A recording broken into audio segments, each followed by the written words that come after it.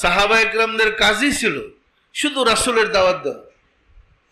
রাসূলের সাহাবা যারা ছিলেন তাদের কাজই ছিল শুধু রাসূলের দাওয়াত দেওয়া, যে আমাদের দেশে রাসূল এসেছে, রাসূলের কাছে আসেন, আপনার এই উপকার হবে।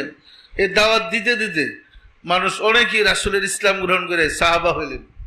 যারা সাহাবা হয়েছে তারা পরিত্রাণ পেয়েছে এবং স্বর্গীয় সুসংবাদ পেয়েছে।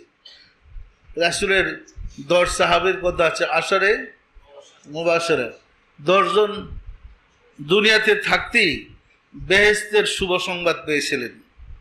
এই ঘটনা কি আপনারা জানেন? রাসূলের 10 জন সাহাবাকে রাব্বুল আলামিন বেহেশতের শুভ সংবাদ দিয়েছিলেন। আমরা কিন্তু কারণটা জানি না।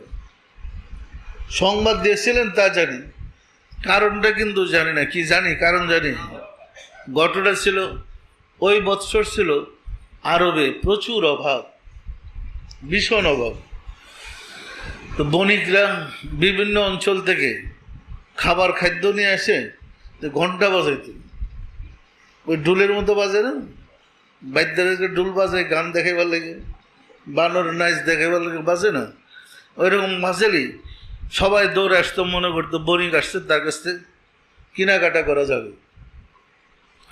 তো হুজুর সাল্লাল্লাহু আলাইহি সাল্লাম মসজিদে নববীতে খুতবা দিতেছিলেন, জুমার নামাজের খুতবা পড়তেছিলেন, মানে বয়ান করতেছিলেন। এমন সময় বণিক আইসা ওই ঢোলটা বাজাইছে পড়ে রাসূল তো বয়ান করতেছে, ওইখান থেকে সাহাবারা পিছন যাইতেছে দৌড়ে, কারাগারে লেগে গেছে। কার আগে কে বণিকের কাছ থেকে সদাই কিনবে, কারণ সদাই ফুরাই গেলে তার পাইব না, মসজিদ খালি, সবাই সদাই গেছে। রাসূল কিন্তু খুতবা দিতে আছে, সদাই কিন্না ফিরে আসছে পরে রাসূলের কাছে ওহী আসছে যে হে রাসূল, যে 10 জন সদাই কিনতে যায় নাই আপনাকে ছেড়ে, বৈশা বৈশা আপনার নসিহত শুনতেছিল, এই 10 জন বেহেশতি, তাদেরকে বেহেশতের শুভ সংবাদ দান করুন। ঘটনা কি আপনাদের ক্লিয়ার হয়েছে? এরা রাসূলের বাণী শুনতেছিলেন, এরা খাদ্যের জন্য ছুটা যায় নাই। যে 10 জন ছিলেন এরা ভাগ্যবান, এরা বেহেশতের শুভ সংবাদ পেয়েছেন। এই আশার এই মুবাশশার 10 জন।